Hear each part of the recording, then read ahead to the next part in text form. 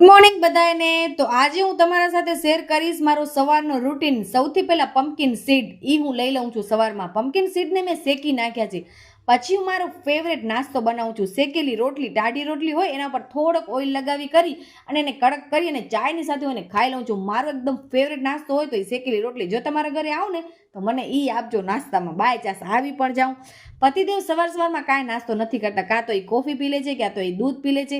પણ હવે હમણાં વેડિંગ સિઝન ચાલુ છે તો મારે કામમાં હળાભળી હોય છે, એટલા માટે હું વ્લોગ નથી બનાવતી.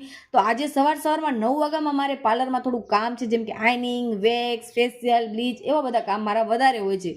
તો 9 વાગ્યામાં હું આવી ગઈ છું આજે પાર્લરમાં. આજે કાંઈ જ વાસી કામ નથી પડતા. ઓનલી ફોર ખાલી ઝાડુ કાઢ્યું છે બસ.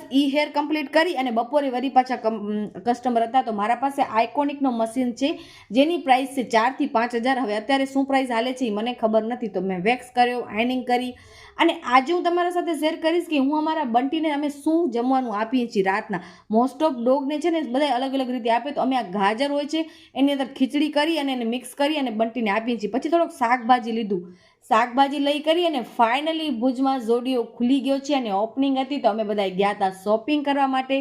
તો મેં મારા માટે આ ફેરે શોપિંગ નથી કરી. મોસ્ટ ઓફ પતિદેવ મને જ કપડાં લઈ દેતા હોય તો આ ફેરે મેં પતિદેવને કીધું તમે ચોઈસ કરો અને આજે તમારી ખરીદી કરશું. તો અમે આ બધું લઈને આવ્યા છીએ. તો આ જોડી મારી ફેવરેટ છે. તમને કેવા લાગે આ બધાએ? બસ મને તો બહુ મસ્ત